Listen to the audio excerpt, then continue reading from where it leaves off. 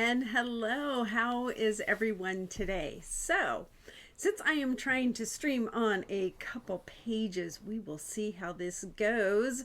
How are you guys doing? Let's see who I can see here. I can see Betty and Dave. That's awesome. Awesome. And it says I have a few more people live. I can't see them, but doesn't mean that they're not there. It just means that my silly thing is just doing its norm. So, hi Jim, how are you today? So, I'm wondering where Janae is. Janae has been waiting for Gourds, and it has been quite the day getting ready for it. Hi Samantha. So, are you guys ready to learn just some little snippets and tidbits about Gourds? How I get from this this to something as beautiful as this.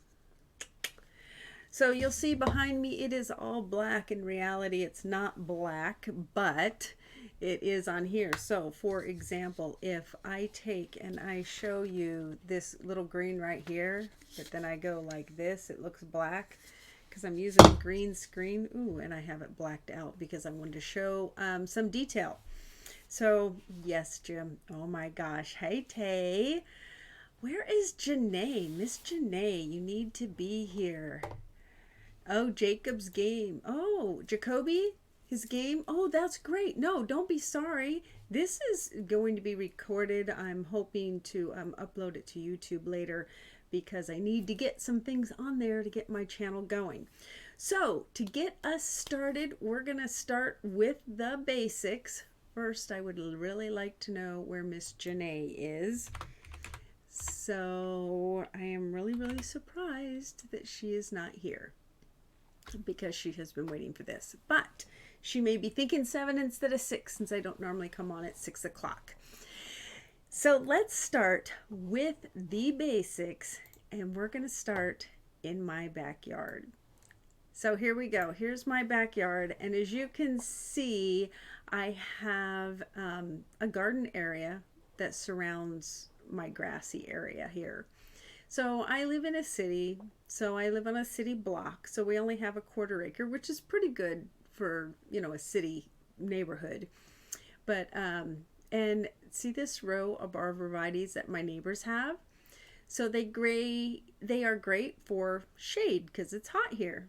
Well, they suck for shade because I have gardens and they make a mess. So there are a lot of pros and a lot of cons to the arborvitaes. This is our fence here. We have a white fence that goes all the way around. We have raised beds, and you would think that it would keep the dog out, but as you can see here, it does not. See that little dog? That is Sir Bentley, and he is eating my sweet peas. Yeah. So if you would like to feed your animals something healthy, grow a garden. So it's always a fun thing to do. But oh yeah. So I used to always mow the lawn, and I would do designs like literally every time I mowed the lawn was a different design. I would purposely make either swirls small or swirls big or straight lines or do checkerboard. My husband likes just the straight lines, so he started mowing the lawn. I made it cool. Like I could make a total design, different heights and stuff. I had a neighbor even swear that I laid out there with a laser level, and snipped them all the same height because I was kind of really into mowing the lawn. But yeah, and the little yellow spots there, those are because we have dogs. Kind of sucks, but the arborvitaes can be, if you keep them clean, they're fine, but they're very much a fire hazard if you do not. And I have them out front in between our property and the neighbors, but I shape them. I probably should have taken a picture of that. I didn't think about it. So I make them into swirls and boxes and pyramids and things like that. So I'm kind of crafty in the yard. So that is my backyard, part of it. Obviously, I can only take a picture in one way from that direction. So here's some of my raised beds. The food that I put in them, obviously, I have a big vegetable garden because vegetables, being able to go outside and grabbing food from my yard is definitely better than having to drive down to the store and get food that I don't know how well it has been taken care of. And I use natural. Um, oh, you do, Jim? That's awesome. I use natural predators in my garden. So we have an organic garden. I buy the good nematodes, ladybugs, praying mantis, the green lace wings. I purchase those by the thousands and I put them in my yard, and we do not have problems with the bugs. We do have problems with ants because we live on a giant sand dune. I live in the desert. So ants are just, it's a constant. But everything, as you can see here, they're just beautiful. And this particular item, picture in the bottom left hand corner, is actually the arch in which the gourds that I'm going to be showing you today are what they grew in. So that's kind of pretty there. Here's that arch I was talking about. We have now put pavers all the way around it because it really helps with having an area to be able to walk nice and clean when the gourds do grow down and start to go where they really should not be. At least it's not in the grass. It's not anything we have to mow. It just makes it for a much cleaner, no weeds. It's a lot easier. And you can see the little white post in the bottom left hand corner of the arch. That is where I tapped in water lines for a drip line. I do a whole drip zone in here. So that way the gourds and the other plants that I have in there don't have that hard water spots. Since we have irrigation water, we get anything that's in the canals goes through our irrigation water. So if there's bugs or snails or hard water, whatever, we're going to get it. So when we first purchased the house, my husband was still deployed down at his duty station, and I was up here with the kids, so I put in the irrigation system and I added an extra line in the hopes that in the future I'd be able to use it for a garden to tap into for drip lines, and it worked out perfect. So I'm glad I did that. So that extra work was totally worth it. It just worked out. You can see here's another angle where you can see how the pavers go all the way around and how we have multiple raised beds. Now the wire is just the regular hog fencing, cattle fencing wire. It comes in 16-foot lengths. So as you can see, this arch, there are 3 sections of 16-foot length. So this one 16-foot length is just an easy arch to put in, and it makes it for the perfect height. We also have them cut in panels for the other raised beds for items that we grow up. So it's kind of nice. They're simply tacked in. Some people will argue that you should not use the pressure treated wood in your garden because it leaches and chemicals and blah blah. If you're that worried about it, paint it. But guess what? Then you're going to have the stuff from the paint, or line it with plastic. But no matter what you do, there's stuff going to be leaching in the ground. And we have never gotten sick. We have never had a problem with this. It really is not an issue. It's just simple raised bed. My husband did a great job putting all this together, and we both did the pavers. We both did all the work on the putting in the raised beds themselves. So it brings us to my craft room. So this table here is a table that raises and lowers by power. Let me see if I have, sorry about that. I don't mean to put that in the way.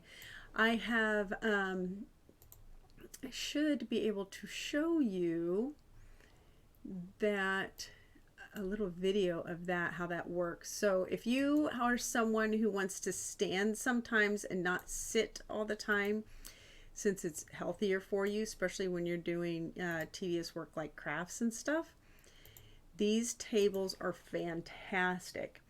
So they raise and lower, and of course I have to be able to find it.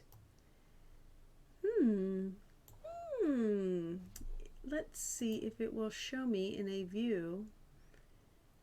Probably not. No, it's not telling me what the video is, so I don't know which one it is. Let's see if I can, oh dear, sorry about that. It's not going to show me. I tried to pull it off my phone and it's not going to show me. But anyway, it has an electronic little buttons over here on the side, and you can set the heights manually if you like, or you can take and raise it by a, programmed. You have 3 program settings. So these gourds here are from my garden. This one's a broken gourd. The one over on the right hand side, that one I'm going to use for either practice or something special. But these start off looking pretty gnarly like that. Today I cleaned these up. The videos I made for that, I tried to get off the phone, and they, for whatever reason, it didn't want to cooperate. So not sure what's up with that, but yeah, they look pretty nasty. And this particular one on the right hand side, I have that right here. As you can see, it doesn't have the mold like the others. This dried on the vine this year, but these ones are from last year and they're real nice and thick. And I'll show you some on that where it's a nice and thick. Where the one this year, because our weather was so weird, is super thin, but it's still useful, and I will be able to show you about that a little bit more. So let me get rid of this other screen here, since that's not going to work. Here is our lovely one that I did. This is my very first gourd that I decorated. Hi, Shauna. Very, very first gourd that I decorated. Hi, Charlotte. Yes, moldy, slimy ones. That's what we have, Charlotte, and I'm going to show you just what it goes through. So here's the very first one I did. I had gotten some gourd things for Christmas from my husband, not this Christmas, but last Christmas, and I made this. So you can see it's obviously in a Christmas theme, and right there it was still wet from the paint and the stains. And here it is, all nice and in hand, and you can see it's pretty small. Now with my black screen here, it looks like it has cutouts, but it really does not, because it's just because I'm using a green screen, so I have the green cut out in all my colors. But this is really nice. It's forever. It's forever and ever and ever. They're really kind of awesome. So that was my first one, and I was hooked from there. So since then, I have a lot more tools. I have learned a lot, because that is the piece on the right hand side. That is what this started out as, is that nasty, moldy, awful. That's what this was. That is the exact piece. Isn't that amazing? It was pretty nasty, pretty gnarly. And I cleaned it up. You can see there. Cut off the top. And then here is well, I guess this is a different one, but, oh, I have it in the other room. But I have another top cut off, another one. So the top cut off. And then with that left, there is what I started with, and I started to do the design. So it's all nice and clean and ready to go. Here are your options. You can take obviously a pencil or a marker and mark on it, but I found these. Oh my gosh, these are amazing. I gotta show you. So if you are not of course I can't pick it up. If you are not super into drawing things freehand, or you don't want to try to hold transfer paper over edged item, because when you have something round, it's not as easy to hold a piece of paper. So I found these. There's a company that makes these, and they're incredible. And obviously I haven't opened them yet, but they're called Stick and Burn. And you can get different designs. These, well, mind you, it's round, so you kind of have to fudge it a little bit, but they stick right to the gourd. And when you use your wood burner, you can do it right on these. So you can follow the lines. They're pretty awesome. So I have different shapes and stuff for practice. And this, I wish I had this when I did this, because this was just and then I saw this, I was like, oh, that would have been cool. But hey, you know, you live and you learn. But I use the cut tops for different things. So like here, I'm practicing, I'm cutting out a butterfly, so when I do a bowl, I can either add it to it, or you can make Christmas ornaments out of it.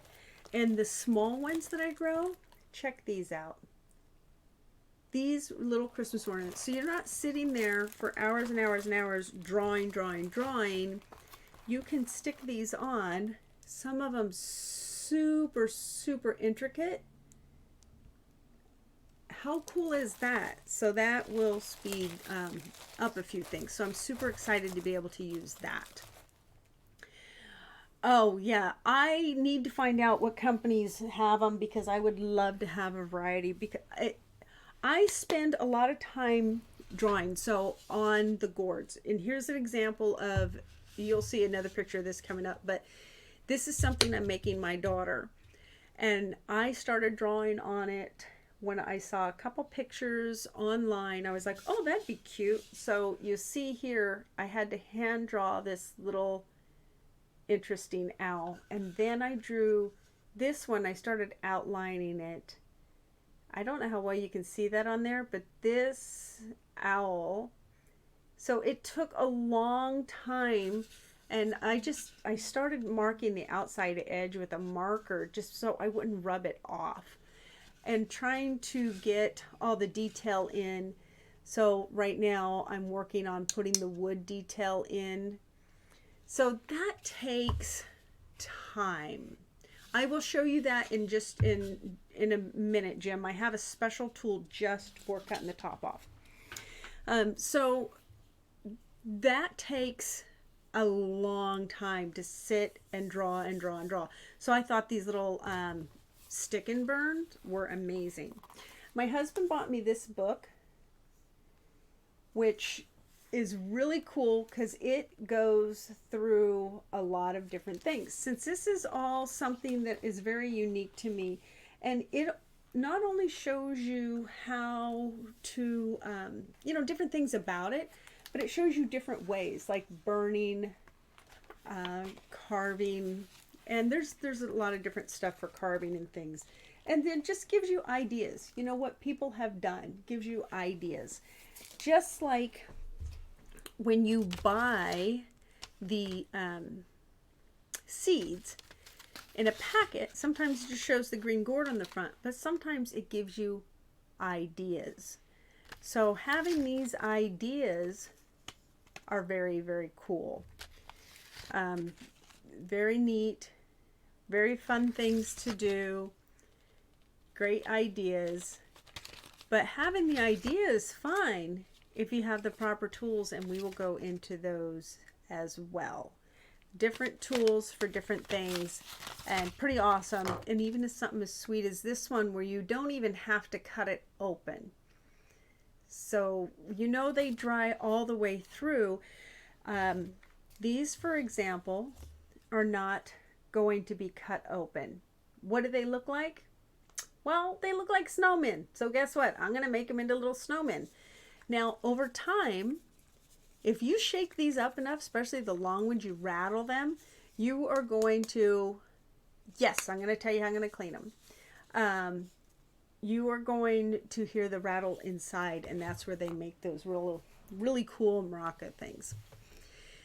So we're going to go into this starting where growing them on the arch and the size, different sizes they could be. So here, obviously, it compared to the size of my head. Don't know why my teeth look so big. I must have my braces on. So some of them get to be a pretty decent size. Here, I also use in the arch, before they have grown up too much, I put other plants in here.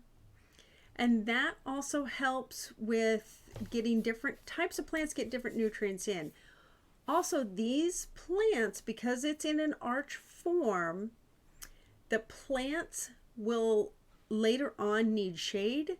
And not only did these get shade, but the planter next to it gets shade in the morning from the arch, and these all day from the arch. So it's having the arch to grow them. I do a lot of things vertical. I even do watermelon vertical, cantaloupe, everything you can imagine. Some of them need little hammocks, but most of them are just fine. And here's another view of the things that were grown down. This picture was taken before we put the pavers on the front, and we found out it really needed to be all the way around. Here's where they start climbing up. When they start climbing, they climb fast.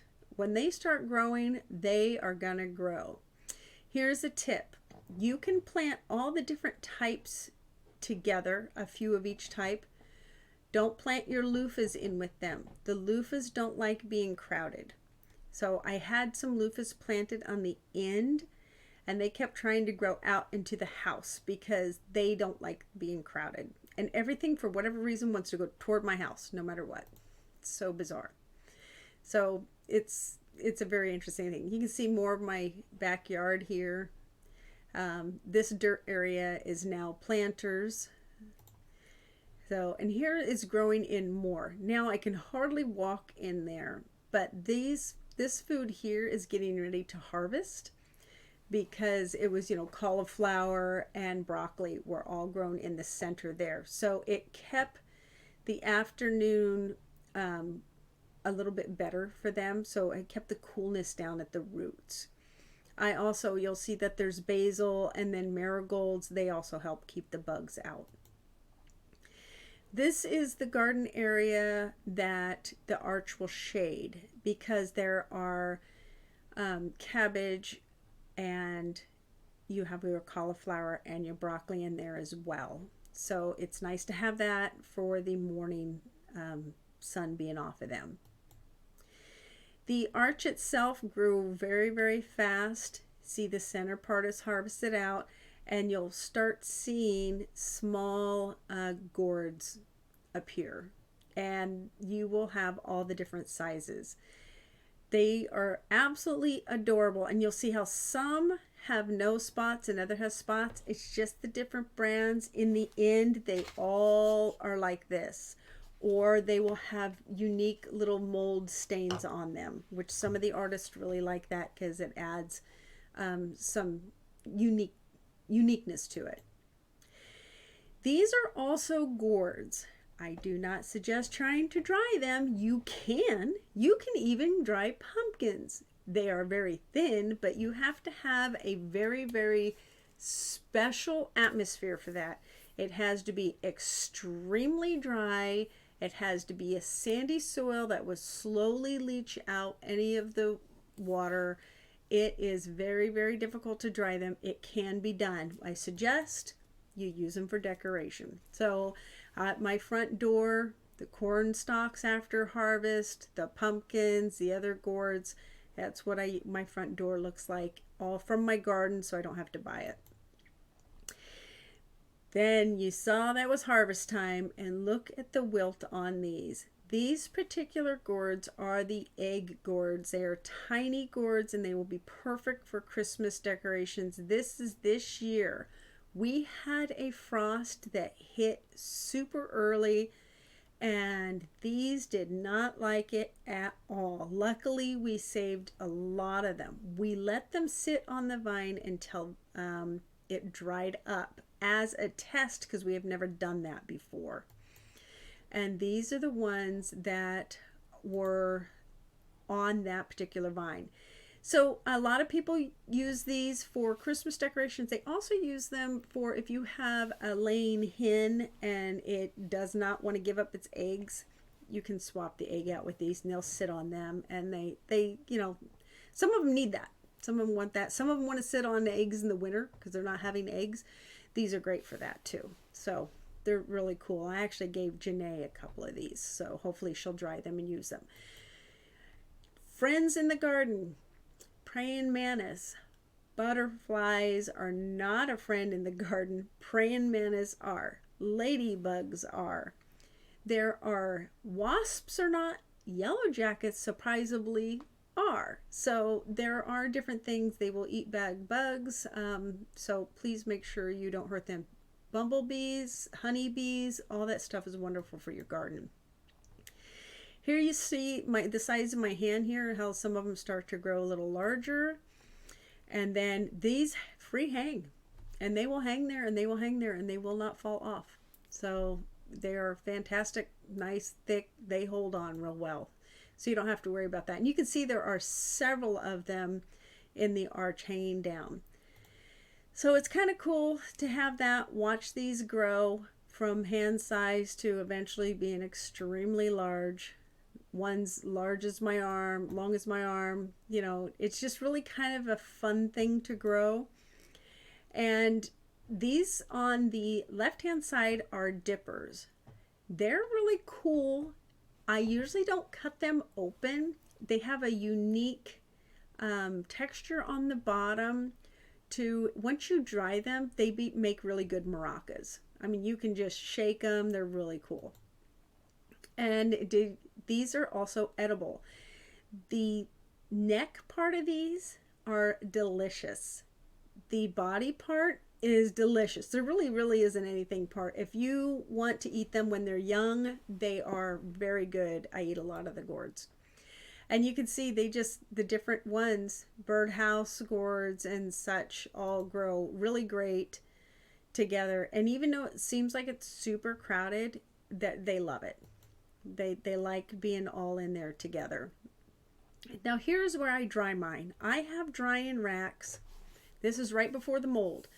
So I have drying racks next to my shed, and I have a cover over the top of it to keep the moisture off. When I pulled them out of the garden, I washed them with soap and with bleach and water. Last year, not this year. We did it different. So we tried something different to see how it would be. Gourds have to have had some sort of wet. If they grow in an area like where we are really dry, it has to have some sort of a wet for them to get that first mold layer. Where like Charlotte lives, they have a little bit wetter atmosphere.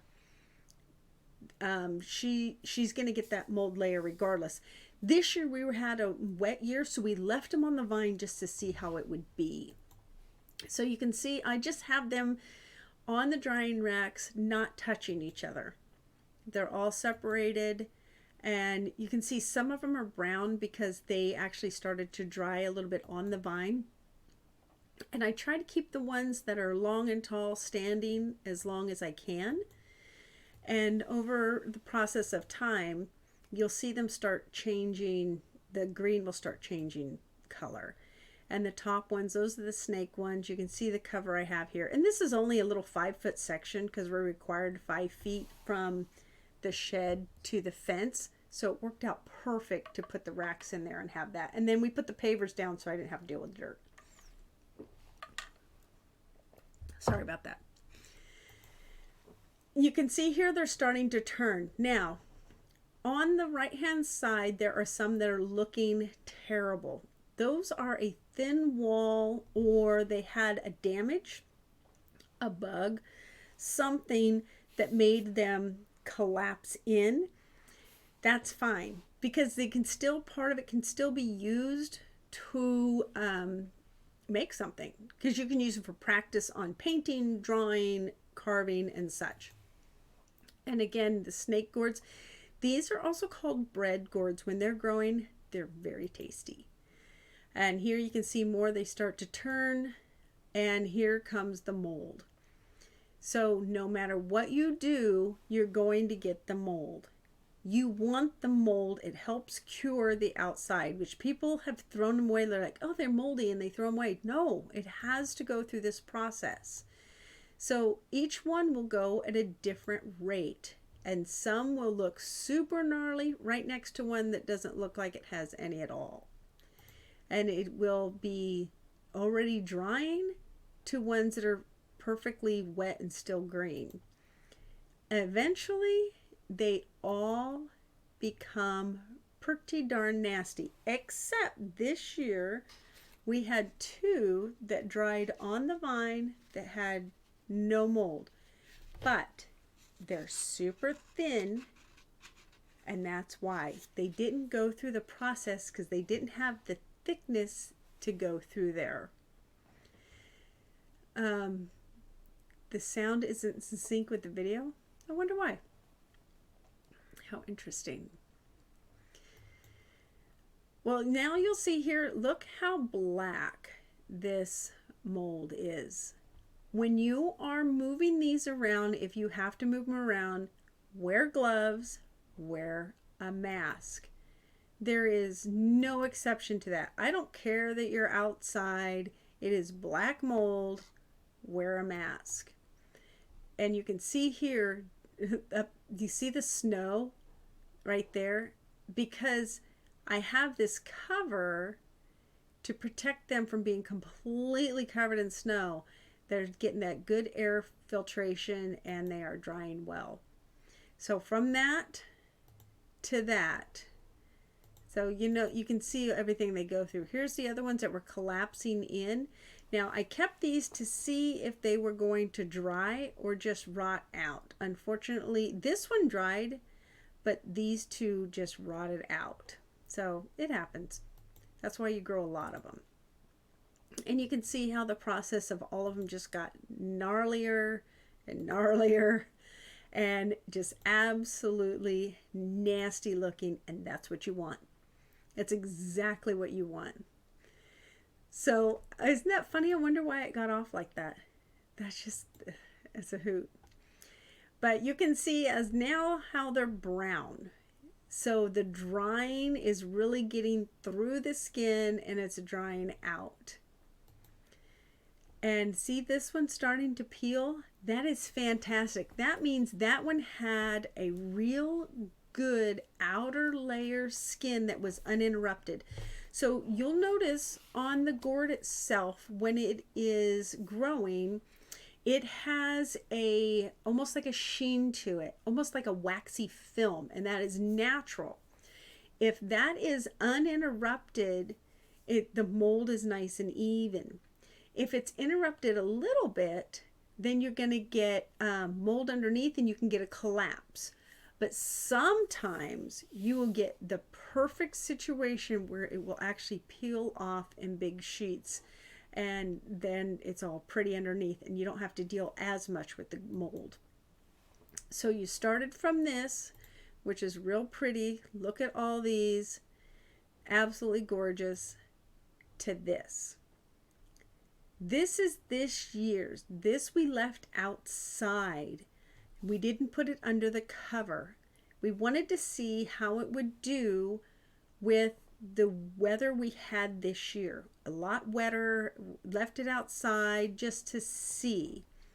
So fans, well, it would, except it takes a long period of time. So when you harvest your gourds, the next year when you harvest the next gourds, the first year gourds are ready to clean.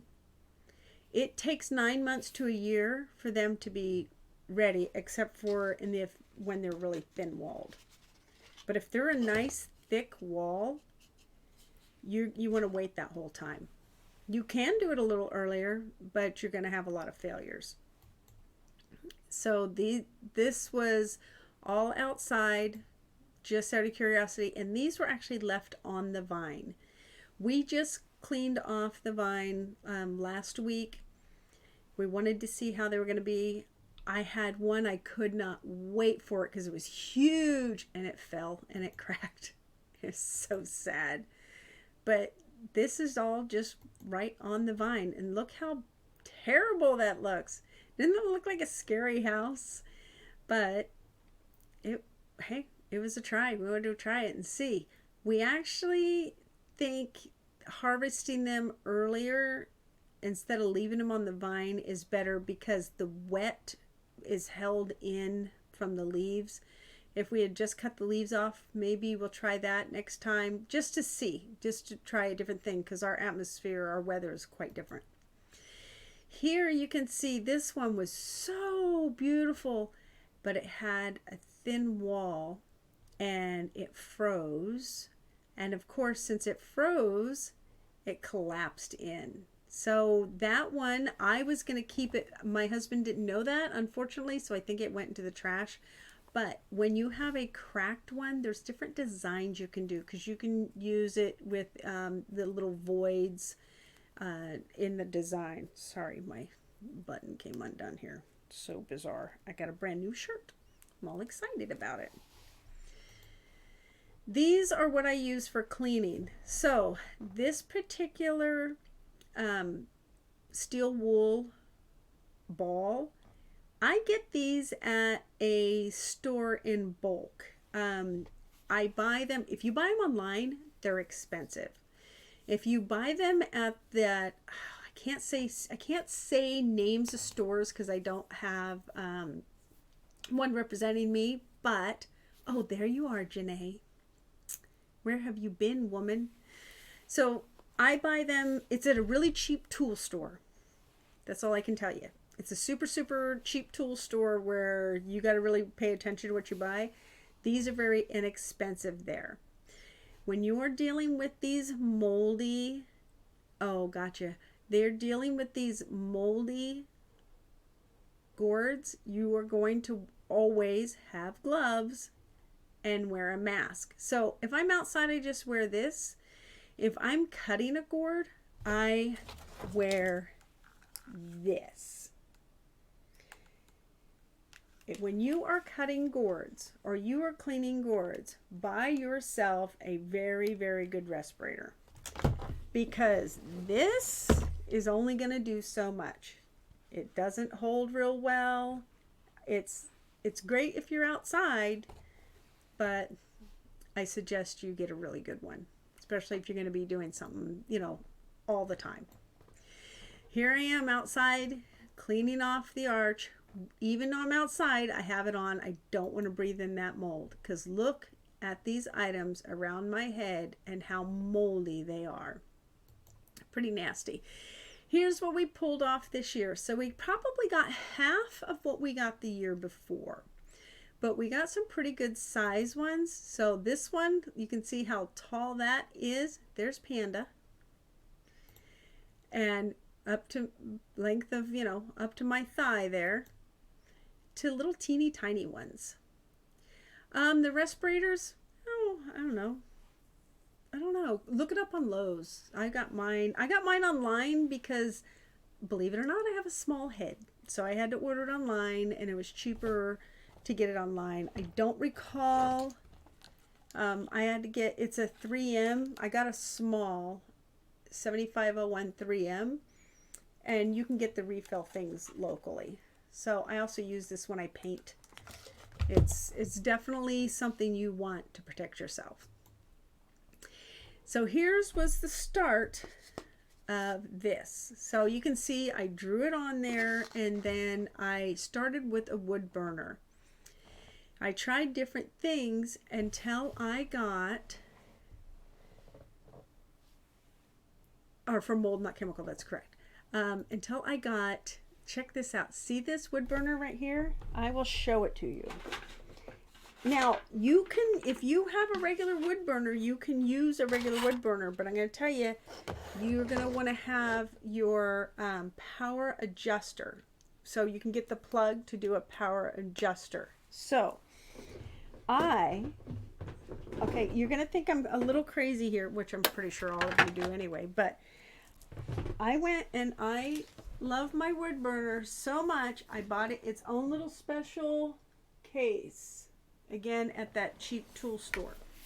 So this particular wood burner is, I swear to God, I take care of it like it's the best thing in the world. I literally, here is the set I have. It has 2 prongs on it, and you can see this portion right here is where you can control the variables. So I keep it in here.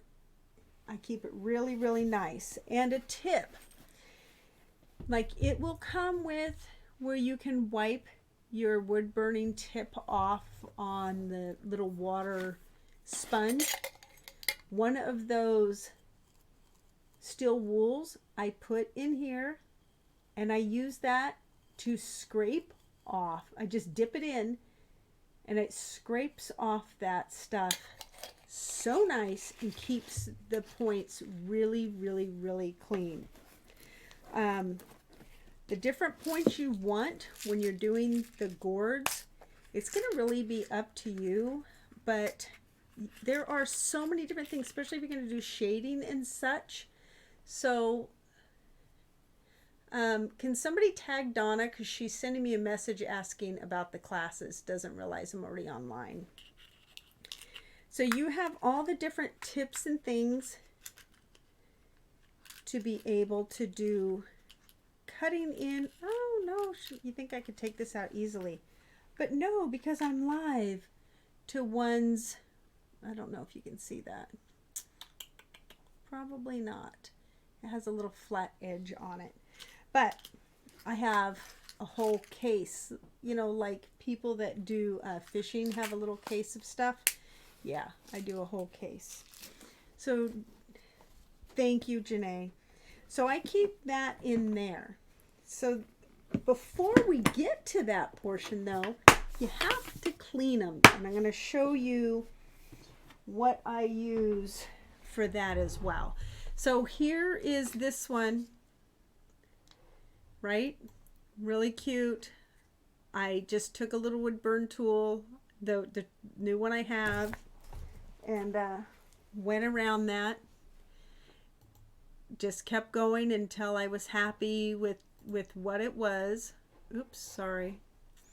I went to click away Donna's message. And once I was happy with that is when I started to paint it. And I used different types of dyes. So there is a wonderful product called Formula 49. Formula 49 is fantastic to wipe down your gourds and get them ready for painting. It's also fantastic for thinning out your paints. And the paints themselves, you have endless colors. This isn't all of them. They have, these are the acrylics. I also have, oh, I left it in the other room, didn't I? I also have them in where the shiny and such. So I have them in those as well.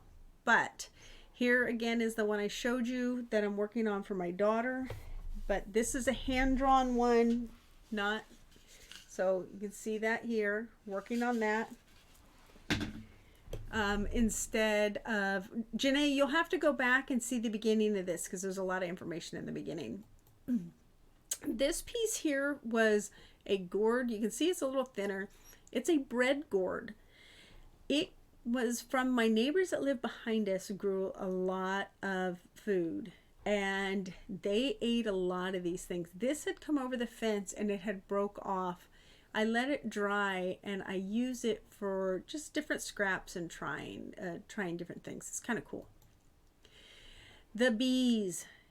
Please, please, please let the bees live. Here we have a yellow jacket, we have a honeybee, and see the little fly? I let some of the grapes fall to feed them because they eat the nasty things out of my garden. Yeah, let's keep them all nice and happy because I want to make sure that they eat the nasty things. I'm going to show you a couple other things here. I got to show you a couple more pictures, and I'm going to show you how the cleaning works. So let me find those, because of course everything I had open didn't show for whatever reason. I put everything in a folder and not all of it showed. Okay, so the videos I made, great. That's not good. The videos I made, maybe it'll show me this way. Nope. I made videos so you could see me cleaning them. And of course, they did not transfer, so I'm going to have to show it to you on my phone, which I can do that because I have that technology. I do have the technology to do that. So let me get that shown to you here. This way, Charlotte, if you're still on here, you will see how I clean these. So let me get this out of the way. Let me get this started, and then I'm going to show you the tools I clean the insides out with as well. So I'm going to show you two quick videos here. We will start with this one.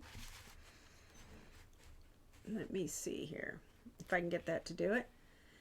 We'll start with this one, and basically what I'm doing is I'm showing how much you have to scrape. You can never, ever, ever be in a hurry when you are cleaning them, cutting them, drawing on them.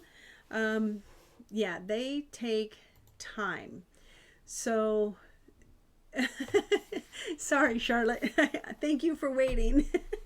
I didn't think this was going to be fast because this is kind of intro into everything. You wonder if they make a softener. I'm going to show you the Dremel bits that work great. So I have a few. You can see I have Dremel bits in here and Dremel bits in here. I tend to have a few pieces that work fantastic. So I will show you that. I also have if you are out portable, this year for Christmas, I got a butane Dremel wood burner. And that way I'm not stuck with one on a power cord. I can do it anywhere. So that makes it kind of fun. But see how hard you can scratch with the green pad or with the wire brush. And of course, both of them are going to do what they're going to do. It's going to take time. It's a mess. Now, I showed you the first video right there is where they are dry. When it's dry, it is pretty nasty. So when it's wet, it's a lot easier. And it holds down on that black mold quite a bit. So it's just, both of those things really work well. I highly suggest doing it underwater because it's not going to hurt them. Because you're going to be scrubbing on them pretty good. And if you want to be able to get it this clean, like that one there that I'm scrubbing in the video, these are the two little ones. After that little bit, I literally held them in a little bucket underwater and scrubbed them off. It makes it a lot easier. The stem will hold a lot of mold. Make sure you cut that off. If you want to keep the stem, soak it in bleach. Absolutely. And then once you have them clean, you're going to get one of the little discs that you use for like cleaning your face off and the Formula 49, or use vinegar and wipe the whole thing down. It really makes a big difference. But you can see how quick you can see that nice brown side to that after being so moldy, which is kind of cool. I use a mask the whole time because it's mold. You definitely do not want to deal with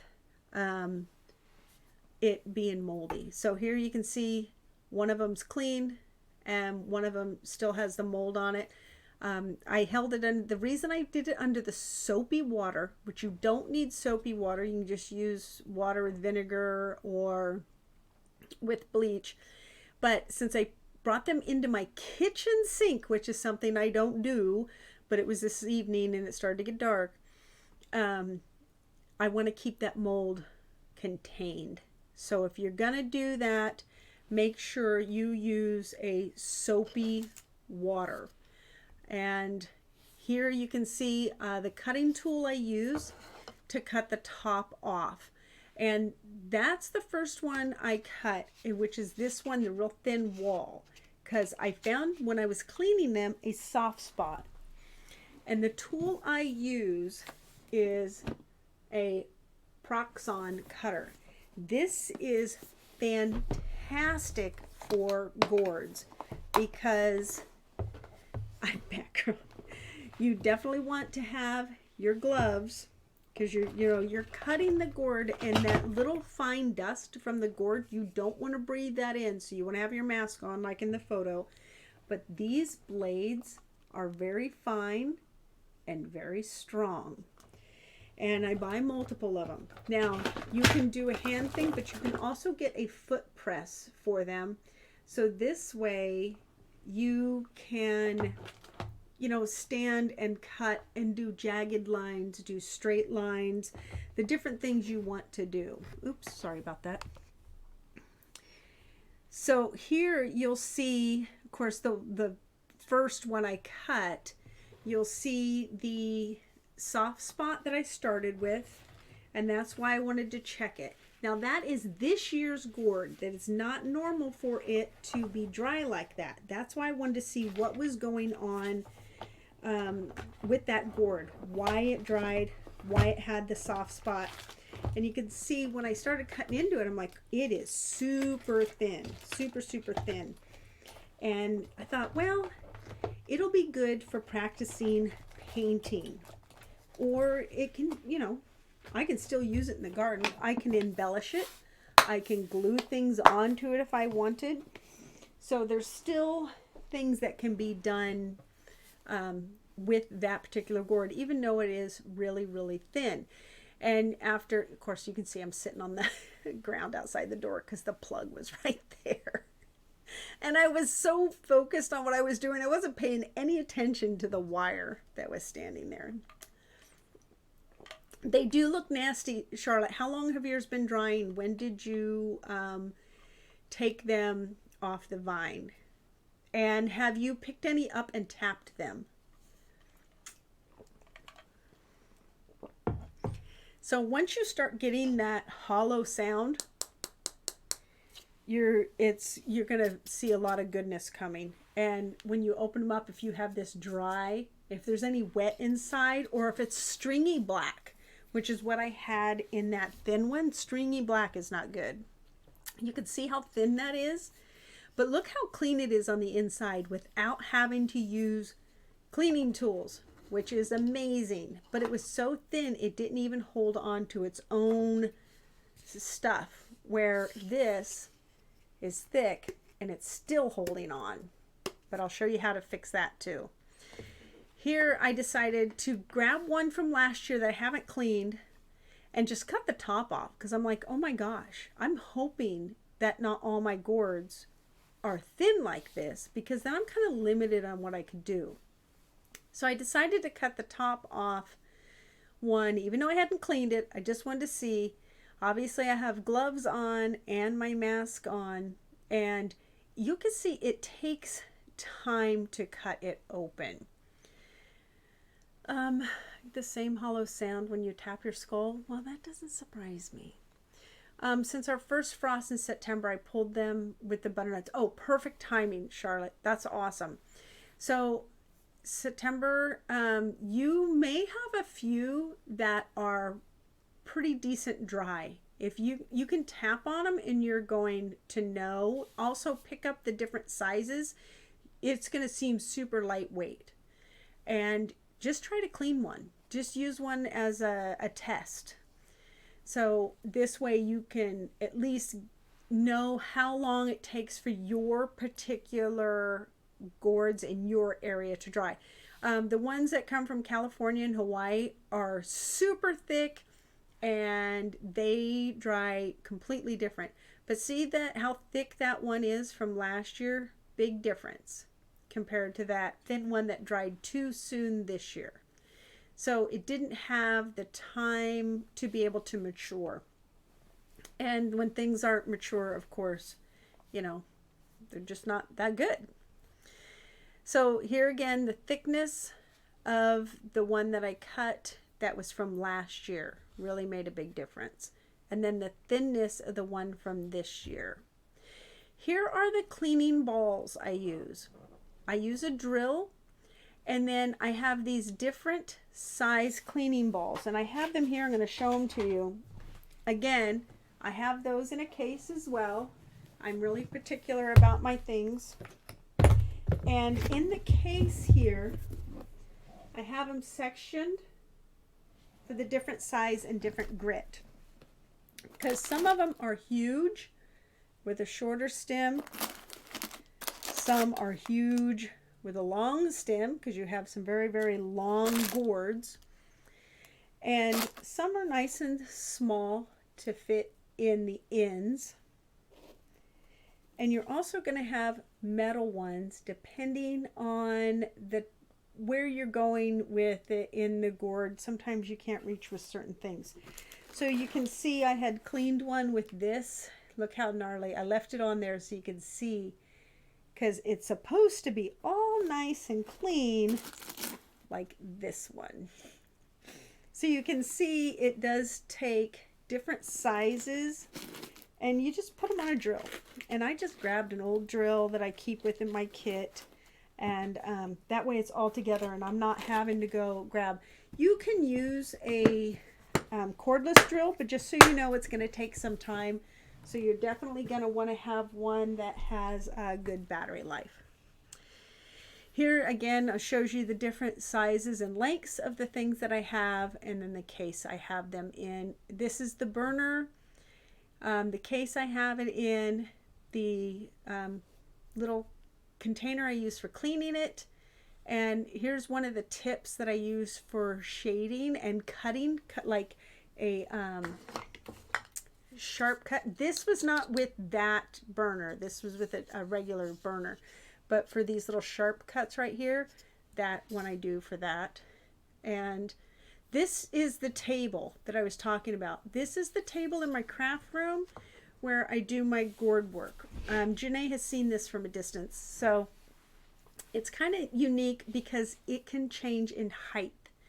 I highly suggest, if you do a lot of crafting, that you are able to sit or stand, because it's going to wear on you if you don't. It's just a really nice table to have. I got it in a big box store that you pay a membership fee to. I got it for Christmas. The first one we got, the whole top was shattered, so they had to give us another one. But that's just how my luck is, especially when I really, really wanted something. It's really a fantastic aid for crafting, for my craft room. It's really kind of nice. So that is very cool. And that's it for those type of things. So now what I have for you is what we're going to do next. So you guys are lazy and could rather be...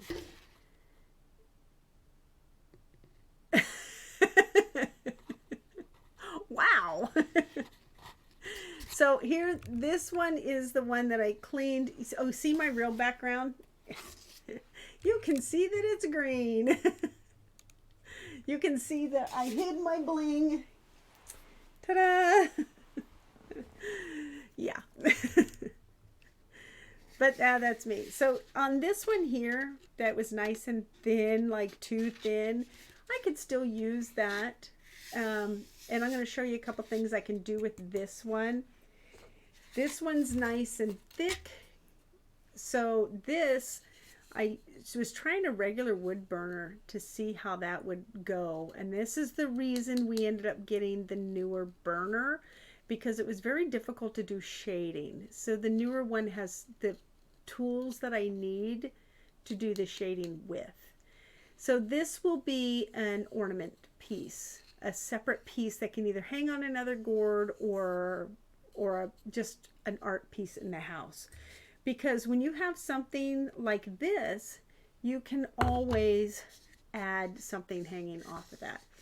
But you'll see in here the cleaning of that, there we go, is pretty darn nice inside. Now you can paint the inside of these too if you don't want those to be shown. But now these, oops, sorry, these little ones that can be snowmen, snow women, whatever you want, these are really easy. You don't have to cut them open. They're real cute. But you can make them into different things. So it's really, really what you want to do with that. So each one will have its own unique thing. And then, of course, this particular round, gorgeous one here is basically the start of what this was. You can see this similar size in these. So it's just from a birdhouse gourd. So I'm going to show you a couple things here that you can do with something, especially when it's like this, where it ends up just being like, it's cracked up. Can you buy dry gourds? Yes, there is a company that sells them in bulk or individual. When you are purchasing them, if you want the information about that, I can do it off of the video. I just can't say their name on the video. This is super, super helpful when I am cutting or doing anything with the gourds. It's actually a fan that draws in the when I'm cutting, when I'm burning, when I'm dremeling, it sucks all that in here and filters it, and it has change filters on there. So it's called the Wood Burning Buddy. So if you're wood burning, gourd burning, it's a fantastic little fan. And then I have, let me move this here. I kind of made myself stuck. So if you're going to do something fun like just painting, I know Janae paints gourds and birdhouses, and she does real well with them. So I'm super excited to see ideas that she has. So if it's just painting, you can paint directly on. But if you're going to engrave them and carve them, there's a couple things you can do. So if you don't have a power engraver, the good old tools, these little wood tools, fantastic. They are great for just cutting into the gourds. So these little tools, old-fashioned tools, they will do a really good job at just being able to cut in to the tool, to the gourd itself. As long as you are patient. Gourds are very, very, very hard. When you have these little pieces, you can use them for testing your paints. You can see how shiny that paint is. I wanted to see if it would cover it. So it worked fantastic. It's like an iridescent type. But if you have a Dremel or another rotary type tool, I guess I shouldn't have said Dremel, but I love my Dremel. When my husband and I met, and I have this thing about Dremels, and he's like, God, just kind of a silly tool. That's just a silly tool. And I always wanted parts and things for my Dremel, and every year I wanted the newest of whatever they had. And he's just like, well, I caught him using Dremels. So guess what?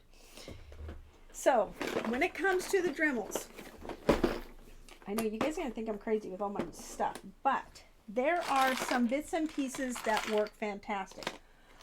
Always the diamond bits, since they're great for metals, and because of how hard these are, they're great for that. But any wood bit will help.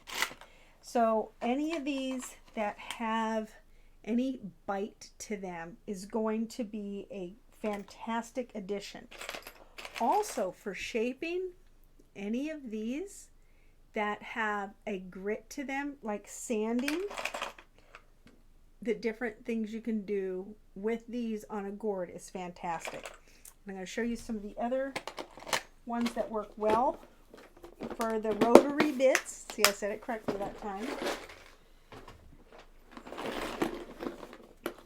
I tend to do a lot of Dremel work, so for sanding, these little sanding wheels are fantastic. But for cleaning up, these are great. They are absolutely fantastic for cleaning up some of the smaller ones. It will take you some time. You can also use the cutting wheel for doing specialty cuts if needed. So you have quite the option, even the little drill bits, to drill any holes that you need in there for any voids. So not technically, no. You're supposed to be sponsored by them if yeah, dried gourds are actually a serious business. There is a company that is all they do. If you are going to be using a power drill, please make sure you know how to use it, and that, like, this is an old boy. This is the strongest thing out there. It is like my we have one that starts with an M that's amazing. This one starts with a P, second word C. Amazing, strong. Be careful. It will get out of your way when you are cleaning the gourds from the inside. It can definitely get out of hand fast if you're not used to using one. Obviously, if you're used to using one, not a problem. Again, size fit. If you have a small head, you can probably have to order these online. Make sure you have the right type of filters that are not just for paint and fumes, but are for molds. So if once they're clean, then you can just use the other ones. You just want to keep all those particles. Don't cut these and just breathe it in. The reason I'm not cutting right now is because I can't talk with that on, which I'm sure you'd be happy about, but you do not want to breathe any of the dust of a gourd in. That, because you think you have all the mold taken off of there. No, you don't. So that's toxic. You don't want to do that. Clean them. Definitely clean them. And then when you want to come to something cool and you want to paint, here, let's do something real quick here. So since this is just this kind of a get to know the gourd from start to decorate, we're not going to do like a lot of fine detail work, but I will have future shows showing fine detail work. So what will happen, I will take several of these that are similar, and then we'll have them at different stages and show you how to do that. But these paints are fantastic. A little tiny bit go a long way. But you can also use your acrylic paints. So if you have, hold on here, if you have by chance just these craft acrylic paints, let's see what colors we have here. Craft acrylic paints, if you have those and you want to try them on there, try it. It's not going to hurt anything. But word to the wise, if you are going to put it outside, you have to seal it, and you can get a gloss or a matte sealed finish. You can get spray on or wipe on. The same company that does the Formula 49 also makes, I didn't bring it in here, it's in my craft room, but also makes a sealant for them. So while I'm shaking these up, do any of you have any questions? I'm really far behind on what was being said. So I guess I get too much into trying to show, and I was not reading at all. But I'm hoping a lot of this is informative. It's kind of fun to share this type of thing, but I want to show you a quick little paint tip to do a lot of wow in a very, very few strokes, so to speak. So I'm going to have to make this a little higher because I need to have the gourd underneath, and I'm going to try to do this under the camera instead of like I would normally do it right in front of me. So let's see how this works. We'll see how artistic I actually am. Probably not so much, just a regular paint round to throw some paint in, and we'll see how it goes. Oh, some of these I've never opened. Wonder why that is. Oh, I don't know if that's good. Well, we'll see. Oh, I guess it is. That worked better than I expected. Oops. I got out a lot more than what I was hoping for. Let's see here. Yeah, I haven't used these in a long time, so I'm really surprised I got anything out of that. Still has the plastic on the top, but if you open it from the side, it's good. Let's see how these colors go. Wow! That's a mess. So, Janae, honey, are you still on here? Because I see I have lost almost everybody already. Lost your attention. But hopefully you have gotten something out of it. Since it's kind of a get to know. And I will show you a quick tip here on a lot, basically how fast you can get a good look out of a gourd, if I can get this open here. So did you guys watch the little video in the front? I guess there were more than one video, several little videos. Come on. Come on. Come on. Aren't they cute though? I love my garden. I spend a lot of time out there. It's kind of healing for me, so to speak. All right, let's see what we can do with this. Also, if you have any type of a sanding wand, they work fantastic for sanding off rough edges of the gourds. So that's a good tool to have as well. You guys are awfully quiet. No questions, huh? No questions, no fun, no laughter. I'm really bummed my daughter's at work. She's missing out. So let's see if we can get this situated. So I put out a couple colors here. Let's see if I can show them without spilling them. I did a couple little colors, and I will show you what we can do quick with those on the gourd itself. So I'll load up the brush, just quickly load up the brush, and then if you're going to do something quick and easy, you're going to want to have something that will coordinate together. So if you're going to do a flower, you can easily make it to where it's going to just do a couple little swirls. Your flower will come together quickly, and then when you put a center in that, of course I'm trying to do it where I'm not in front of me, like I'm reaching for it. Frozen and kicked off. Oh, I'm so sorry. Well, I'm hoping there's something in here that is helpful to you, because it's, you know my passion here for the gourds, and I know you love the gourds. So these, you'll see how that just gave it a little bit of dimension there. Now with that, you can easily add a little bit of texture to your flower. I'm trying to do this at such a weird angle. I don't know if I can, but I'm going to rub some of this away because I want to put another color in here. So let's see if I can rub that away there. And then, don't get on my phone. That would be bad. Then we're going to just quickly add some little accents, little things to the flower.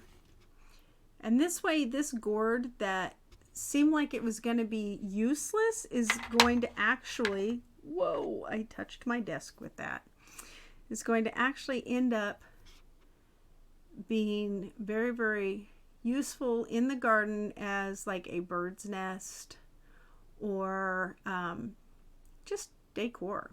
Just something fun, something whimsical. So very, very cool. I can't do that when I have to do it this way. I can't do it that way. It's too weird for me. It doesn't work. It just doesn't work. Okay, that's way better. I will show you in a second. Hi, Heather. It looks like gold. This is like, oh, that's sweet. That's sweet, sweet, sweet. So also when you just add, literally just add a little bit of color. Let's see if I can get that here to where you guys can actually see it. So there we go. So you can see just a little leaf, and we'll get that flower fixed here. Get that coming out. Put in the decor on that again, because I'm at such a weird angle. It's really difficult at that angle to do that. Haha. I can do it at this angle. What I think I'll do when I do a full gourd decor type, you know, decorating the whole thing, I'll put a camera over my shoulder, and then that way I will be able to show the entire thing. So look above your name. Oh. Very cool. Very, very cool. But if you want to play around with the different things, oh, I can't show the green that way. So did you see the, obviously behind me, Janae, the black wall? Let me show you something here. I'm going to do just a quick leaf here, and then you're going to see something very interesting. So you'll see the green leaf here, where here it looks like it's a black cutout, because I got rid of all the green in my background. So here's the wonderful thing about looking at something in a camera. Say, oh, that's pretty. I wonder how it would look cut out. If you want to know how something's going to look cut out, do a chrome key. And then this way you can get rid of the green and paint what you want cut out green, and you would know, or blue or red or whatever color, you would know how it would look without actually having to do it. So, well, you should come over. You actually should. That would be awesome. But with that, uh-oh, what did I do? Did I get my, uh-oh, that was silly. Okay. Little dots. This is probably the ugliest flower I've ever made in my whole life. Oh well. See what I'm trying to do? And I didn't plan on painting. I planned on showing you guys the paint. I didn't plan on painting anything. That's pretty pathetic. Let me try that again. That is pretty darn pathetic. Let me get a little yellow in there as well. All right, let's see here. I'm going to try one with There we go. Do a little muddy flour, basically. So bad. So bad. Never believed that I used to paint like a lot. This is terrible. Okay, terrible. Little flower. Absolutely terrible. Terrible, terrible. But you get the idea. You can actually use this particular gourd, even though it was not in the best shape and it had terrible little soft spots in it. You can still quickly do a paint job on there and hang that in your garden and have it really nice for, you know, even though it was just kind of terrible, it still ended up being something I can use. A nice little thin broken gourd still ends up being something I can utilize for the garden. It doesn't take long at all. Just clean it, cut it, paint it, give it as a gift. So, I mean, it's not fancy like the first one I made, because this took me 8 hours. This took me, what, 5 minutes? So there's a big difference. But anyway, anyway, I hope you all enjoyed it. I hope you got something from it. Next time I will be from the craft room. I will have to figure out a way to put a computer in there and hook up cameras so you can see over my shoulder, so I can actually be able to you know, do this to where you can see it as I do it. That would be nice. Maybe I'll make these into the little snowmen. So it'll be a lot of fun. If you guys want to join me, I would greatly appreciate it.